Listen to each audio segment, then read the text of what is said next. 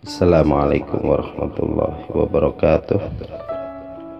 Saudaraku yang Allah muliakan, sesungguhnya syariat Islam tidak pernah meninggalkan satu aspek pun dari aspek-aspek kehidupan, melainkan telah diletakkan padanya dasar-dasar dan hukum-hukum yang mendatangkan kemaslahatan bagi seluruh manusia. Salah satunya adalah masalah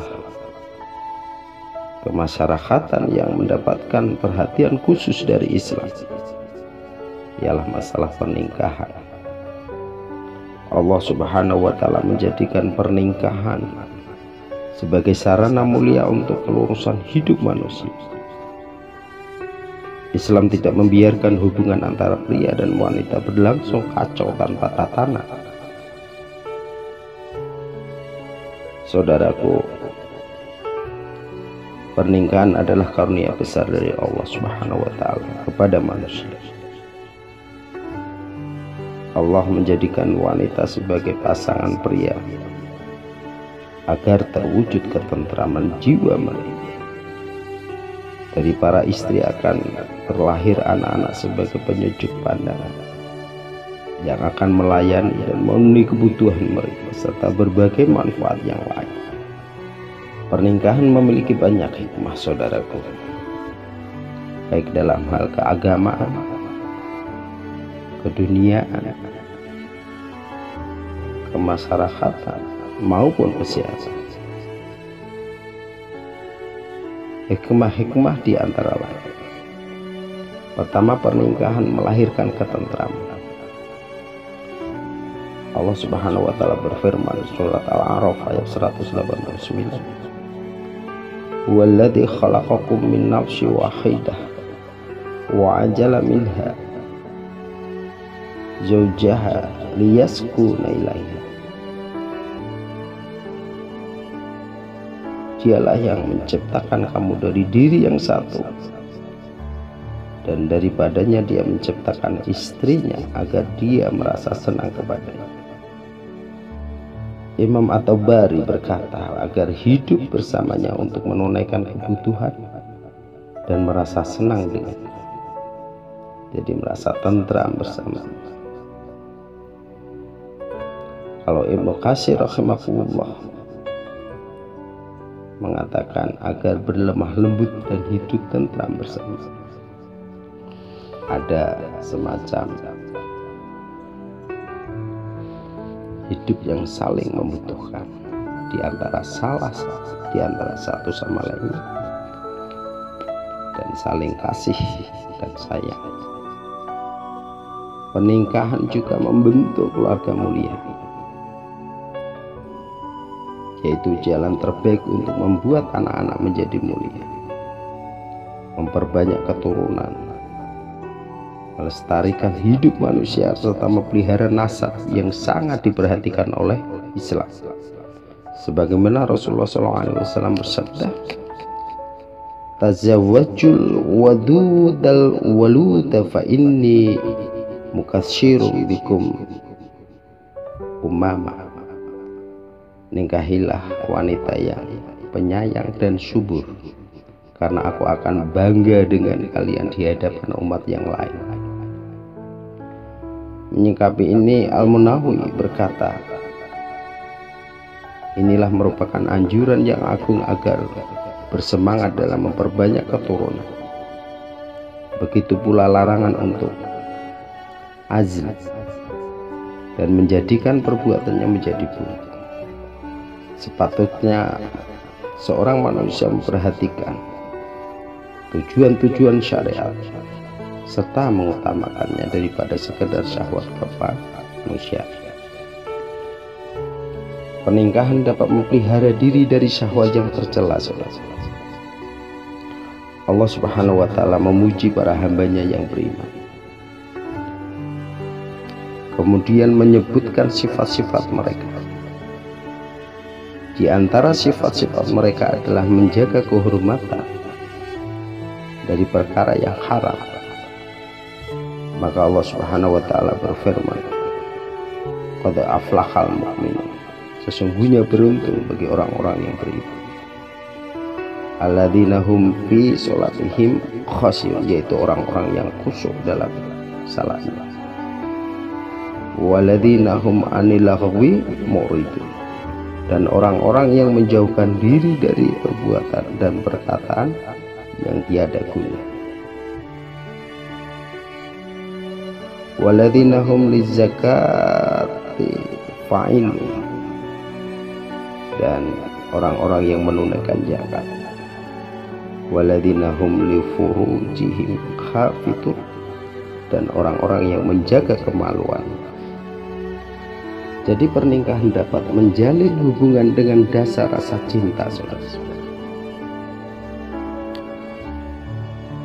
Rahmat serta ikatan antara kedua pasangan dan keluarga keduanya akan membentuk masyarakat yang paling bersaudara dan memiliki ikatan yang kuat. Allah Subhanahu wa taala berfirman dalam surat Ar-Rum ayat 21, wa min ayatihi an khalaqa lakum min nafsikum azwaja litaskunu ilaiha wa ja'ala bainakum mawaddah wa rahmah inna fi dzalika laayatin liqaumin yatafakkarun. Dan di antara tanda-tanda kekuasaan Allah yaitu Dia menciptakan untukmu istri-istri dari jenismu sendiri, supaya kamu cenderung dan merasa tentram kepadanya, dan dijadikannya di antaramu rasa kasih dan sayang. Sesungguhnya pada yang demikian itu benar-benar terdapat tanda-tanda bagi kaum yang berfikir. Saudaraku, dengan pernikahan manusia dapat menyalurkan kebutuhan biologis. Nah, naluri biologis adalah naluri yang selalu menuntut adanya jalan keluar. Ini diingat ya. Saya ulang. Naluri biologis adalah naluri yang selalu menuntut adanya jalan keluar. Dan pernikahan adalah jalan alami dan biologis yang paling baik dan sesuai untuk menyalurkan dan memuaskan naluri biologis ini. Maka diriwayatkan dalam sebuah hadis dari Jabir radhiyallahu, dia berkata, sesungguhnya Rasulullah SAW pernah melihat seorang wanita. Ya. Artinya di suatu perjalanan Rasulullah itu melihat seorang wanita.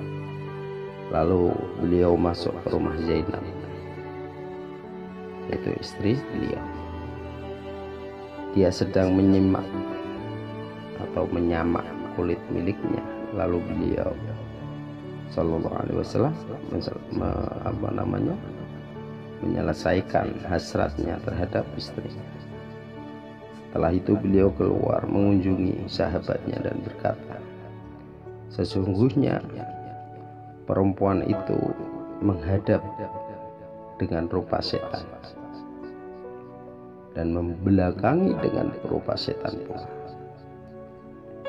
Jika seorang di antaramu tertarik kepada seorang perempuan, hendaklah dia mendatangi istrinya, maka sesungguhnya hal tersebut dapat meredam gejolak hawa syahwat yang ada di dalam diri.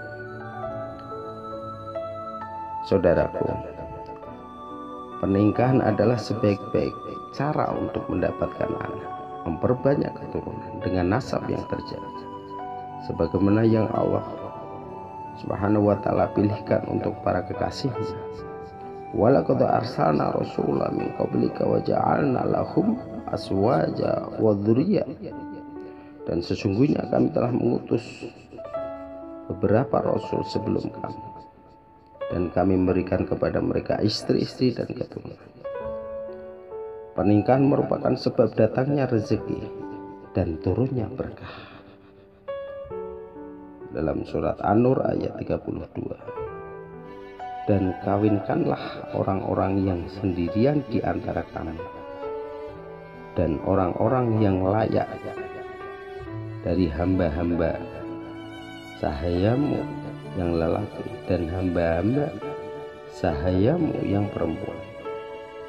Jika mereka miskin, Allah akan memampukan mereka dengan karunia-Nya, dan Allah Maha Luas memberi lagi Maha mengetahui.